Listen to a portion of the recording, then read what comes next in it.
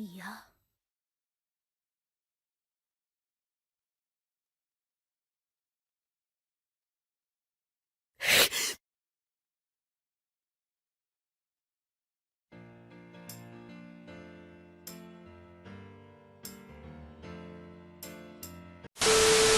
Alright, hello. Welcome to my channel. You can call me Atlas, and I know a lot of people have been making Def Noodles / Dennis Feitosa videos, but I like to think that my video is a little bit different than theirs.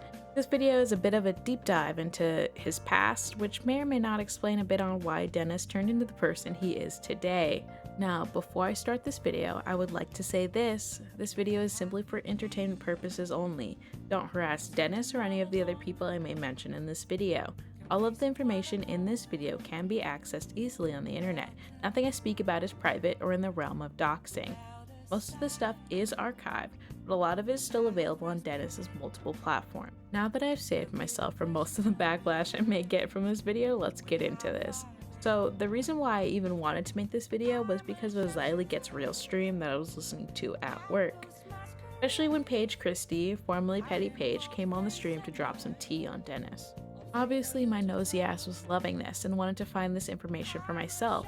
In between making avocado egg rolls and boiling pasta, I began to dig around.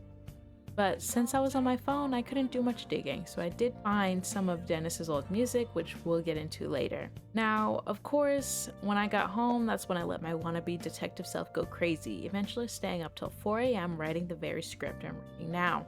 But I know you guys don't actually care about the lore behind me making this video. You want the archived content that is now getting the years-old dust peeled off of it to reveal the writing underneath. But before we get too crazy with it, I want to say this will be set up like in different chapters, each one going over something from Dennis's past. Just makes everything easier for me and by proxy, yourself as well.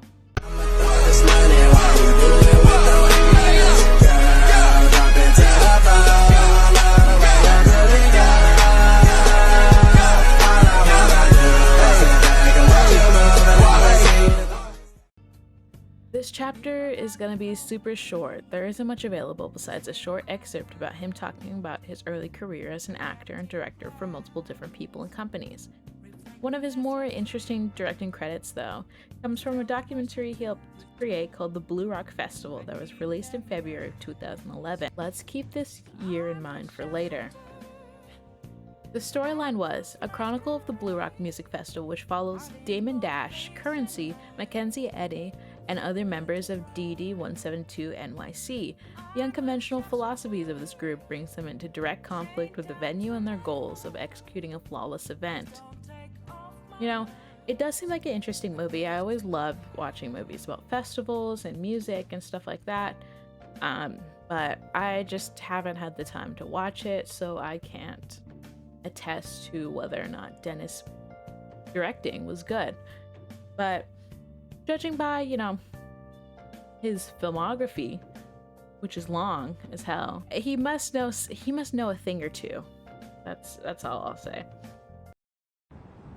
Fair enough. See you around. Hi, I'm Dennis Feitosa and you're watching my video creator reel. I've been active in New York since 2010.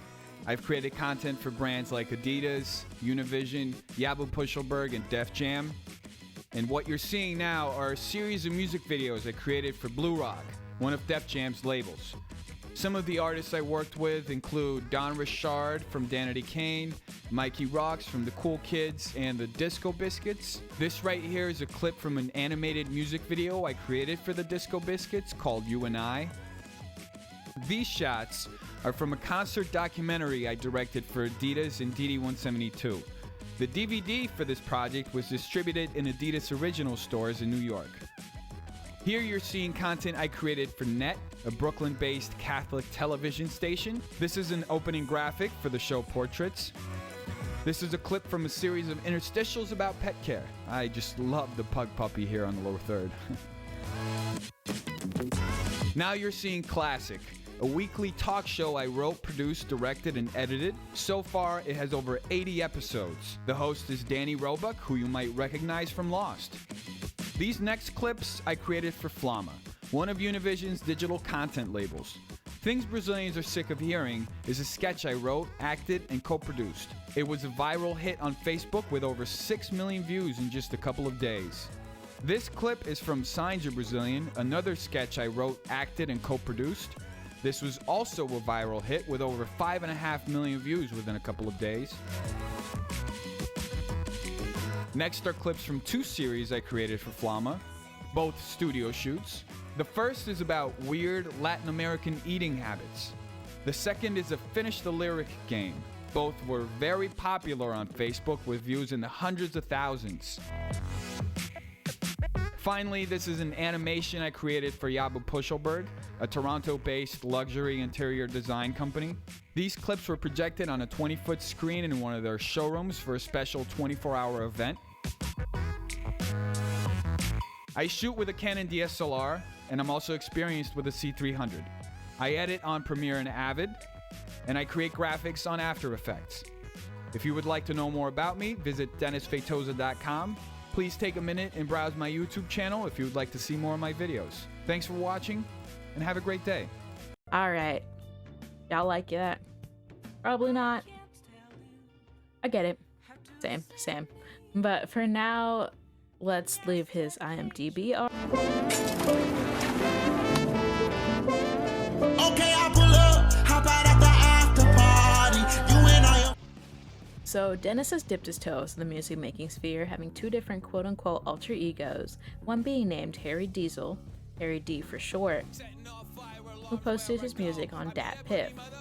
Dat Piff is a site kind of like SoundCloud, but it's only for R&B and rap mixtapes. It's been around since 2005 and has an array of artists, big and small. Dennis had a few mixtapes that he had linked from his blog, but unfortunately they're all deleted. But judging by the rest of his music, maybe that is for the better. Funny enough, also like his little catboy persona, Dennis decided to kill off Harry Diesel, writing an entire blog excerpt mourning his death after he died from an apparent cocaine overdose. He also included the creepiest fucking picture I've ever seen of him. Like, Jesus Christ, he looks like... There's plenty more fish in the sea. How do I look, yellow man? You look like you're about to tell your friend not to come to school tomorrow, man. Besides that, Dennis has another alter ego named Saint Pablo, and this channel wasn't scrubbed, which, depending on the type of person you are, could be a good thing, could be a bad thing, not totally sure.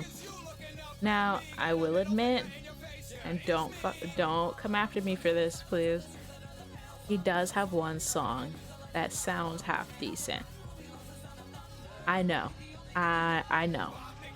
I know. Lower your pitchforks, please. I get it. I was upset about it too. My friend also liked it too, so you can get him if you want. But, you know, besides that one song, the rest of his music really fucking sucked, I'm gonna be honest. But, he also has a SoundCloud, but between you and me, I do not want to listen to that shit. I'm sorry. I'm sorry. Maybe if somebody gave me $50, I would 100% review his SoundCloud. But overall, his music career was pretty short, not the best. I'm really glad he went on to something else.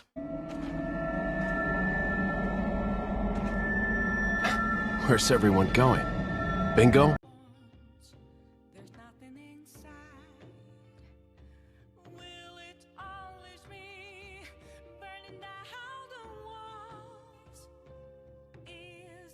Like about 30% of truth in this. Anyway, my age. I was born March 10th, 1995. So essentially there's a 10-year difference on what's shown here and what my actual age is.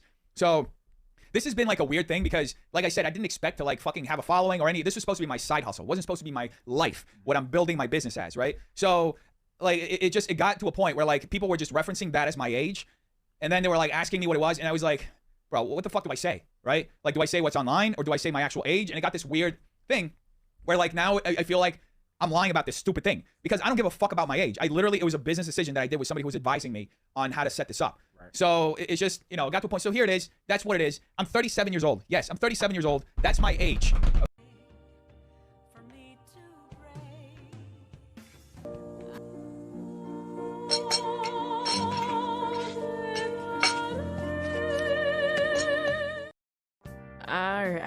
now time to get into the blogs that are literally the reason why I'm making this video.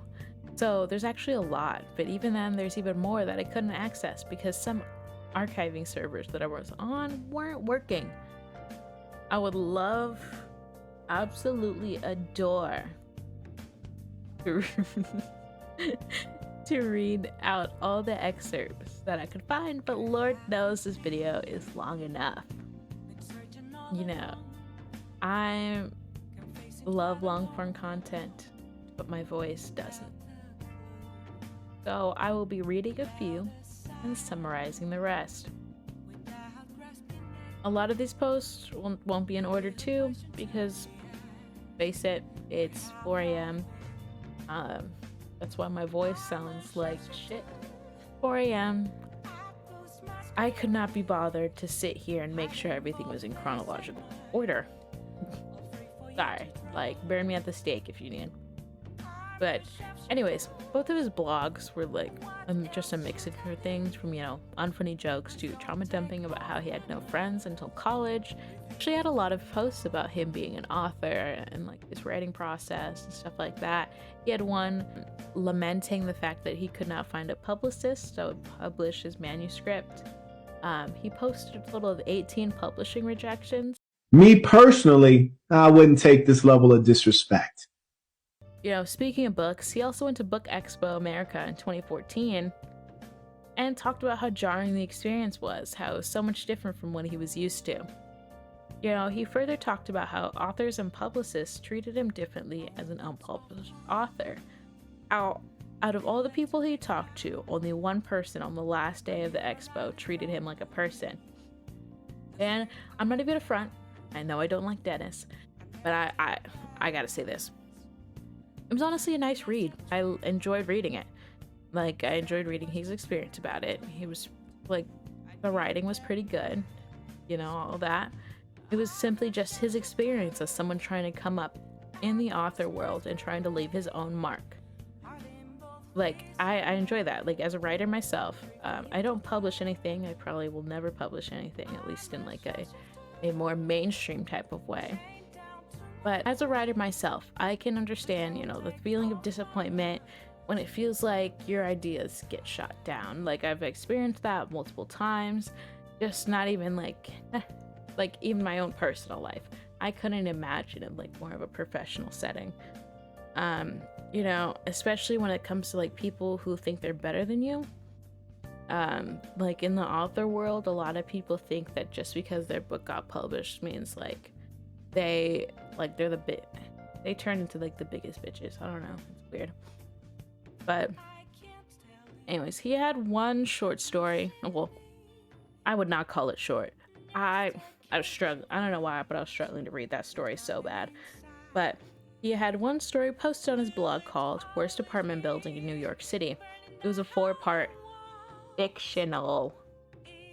I have to be very clear about this. It was a fictional story. I just have to say that, and just in case anybody comes through and is like, wow, Dennis did all this shit, you know, because, you know, some people are insane when they really hate a person. But it's a fictional story about Dennis, who is frustrated by the people in his apartment building for various reasons. The first part was about a man named Nelson who kept stealing packages, and after numerous attempts to get him to stop, Dennis grew frustrated, devising a plan to put up posters warning others about the thief, as well as shitting in a box and chipping it to himself as bait. Nelson, after taking the bait, hand-delivered the package back to Dennis, and a small argument ensued. And I quote, "I walked to my bedroom. I got the 9mm my grandfather had left for me. I put a bullet between Nelson's eyebrows. I pulled the fat fuck into my apartment and I chopped him up in my bathtub. The next day, I rented a car and I dropped off black plastic bags in trash compactors throughout Brooklyn. When I finished, I had a cup of coffee and I went to work." The second part shows that Dennis and his wife noticed the missing signs, with both of them mentioning how good it was that they won't have to deal with any more stolen packages. But after that, the story shifts its focus to a woman named Anita, a neglectful mother with an autistic son. Out of concern, Dennis calls CPS. They interview him and end up doing nothing with the information he gave them. He grew angry at the inaction and the neglect from the mother and the mother's cousin, and eventually took matters into his own hands. He followed Anita into her cousin's apartment, struck her over the head with a baseball bat, killing her, then fought off the cousin's pit bull and cornered the cousin in his bedroom. After taunting the man to shoot him, the cousin aimed his gun at me. He began to shake, and I jumped him when he was distracted by a siren. I pummeled his head in until the sheets were covered in blood, and only then did it occur to me that I was now responsible for the kid. After that, Dennis locked the door to the cousin's apartment and waited 4 days before calling CPS to come for the child. Part 3 is a bit tamer, though the story starts off with the fact that the building now smells like death from Anita and her cousin's bodies rotting away in that apartment. Apartment management wouldn't do shit about it, and it seemed like to Dennis the only thing helping with the bodies was a rat he noticed was infesting the building. The rat eventually made it into Dennis' apartment, and he demanded that apartment management do something to fix it. They fixed it, and Dennis and his wife lived happily until a new neighbor came and started feeding the pigeons. You know, the story gets a bit boring here, with this part ending in Dennis talking to the girl feeding the pigeons and she stopped doing it. She stops and does it. Jesus fucking Christ. You know, part 4 was a bit underwhelming, and it's also the shortest part in this story. It's about Dennis running into the neighbor who's feeding the pigeons. They have a short exchange, and it seems like life went on. The police finally opened up the apartment, took out the decomposing bodies of Anita and her cousin, and the case was eventually closed. Apartment management started to renovate some of the apartments on Dennis's floor, causing him to be annoyed by the constant noise. Dennis one day returns from his job early and visits the neighbor who fed the pigeons, who lived on the 4th floor. They got drunk together and eventually had sex. Dennis decided to stay with the girl on the 4th floor while the renovations finished up. Telling his wife, he told her he had to work upstate, always making sure their schedules never aligned so she couldn't see his infidelity.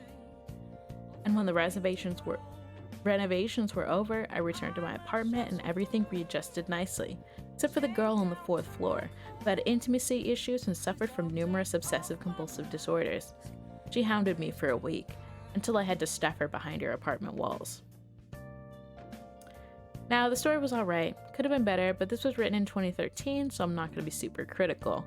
The rest of his posts were so much more lighthearted and silly. One talked about dick enlarging, him screaming out writer's block, and a post about ego, and how ego is just a little bitch that you have to be aware of and control or whatever. I don't know, it was a little odd post. But the only other serious post that I had access to was a post about him reactivating his Facebook. Instead of trying to summarize it, I just want to read it all to y'all because it really makes me think about how he's behaving lately. If you had told me a year ago I'd be reactivating my Facebook account by the end of this year, I would have laughed in your face. I simply don't have time or patience for it. In my mind, Facebook is just another social media network doomed to crumble to dust like MySpace. I was wrong. I've been unplugged for the past 5 years, and I haven't missed it once. Not even when I heard about events/parties and was told, "Didn't you get the Facebook invite?" Looking back, I didn't feel the need to be connected because I wanted to find myself. I wanted to get to the core of Dennis feitosa outside of the social networks I had grown up using, and which contributed to a lot of pressures in my adolescent mind. None of them were created by the social networks themselves. My fears of inadequacy and need for approval were caused by bullying and not having a real friend until my 2nd year of college, though the status update triggered a lot of those emotions. I remember back in college, I'd come home after class, throw something in the microwave, and then open up my laptop to check Facebook. I'd write random status updates to attract attention from anyone who had enough time to reply to them. I didn't get many likes or responses. Eventually, the dread that followed the feeling of rejection began to feed my loneliness, and I began to roll down a slippery slope of jealousy by proxy.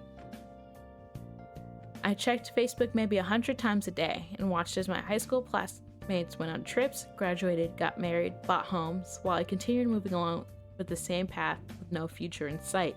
My knuckles got white. I viewed these experiences as self-inflicted pain. I didn't feel a need to know about the successes of everyone I had grown up with. The anxiety it caused was useless for me, so why not pay the ticket and get the fuck out of there? Why not avoid it all and live a better life? I did that. Now I'm asking, why not grow the fuck up and appreciate everything you do have? What? Yes, my feelings towards Facebook were childish. Yes, everyone is playing status games everywhere. What they don't tell you is that you don't have to play. You don't have to leave the party either. You see, I realize having direct access to all the people I know is far more important than what I think about their lives in relation to mine. I'm happy, and that's the only thing that matters. The bottom line, I need a social media presence to validate myself as a living being, as well as also to stay in touch with the people I love. Everything else is just static. You know, that last sentence really stuck out to me, just because, like, from all the research that I've been doing, it's true that Dennis craves validation. It's the thing that he wants and loves the most. And unfortunately, I see a lot of myself in him. I'm not trying to pull a rewired soul. I'm not diagnosing him or trying to say he has anything, but I do have to wonder what's going on in his brain. You know, I'm aware that he goes to a therapist, but it doesn't seem like it's working for him. And, you know, maybe you should try something else, but, you know, having weird meltdowns is really not the move. You know, another bit of Dennis lore that I was interested in are the court docs I found about a case where Dennis needed to get a restraining order against his neighbor who had spent 2 years stalking and harassing him and his girlfriend. The neighbor was taking photos and watching Dennis every day and would constantly file complaints against his dog walking business. Dennis took him to court in 2019 and was eventually granted a 5-year harassment restraining order that prohibited any harassment, photographing, filming, or recording of either of them, and requiring Bass to maintain a 10-foot distance from them. Now, not gonna lie, this makes me understand why, you know, Dennis went a little schizo about Papa Gut tweeting about him. You know, though, oddly enough, you know, Dennis started exhibiting the same unhinged behavior his neighbor once did, but instead of being in person, it was over the internet. But anyways, it's now 5 a.m. and I can't keep staring at this Google Doc much longer. You know, I feel like I'm high up my ass right now, but I know I haven't smoked. So, I don't know. I hope you enjoyed this video, and I'll talk to y'all again later when I get the energy to make another video. But yeah, see you next time. Bill Nye the Science Guy. Bill Nye the Science Guy. Bill.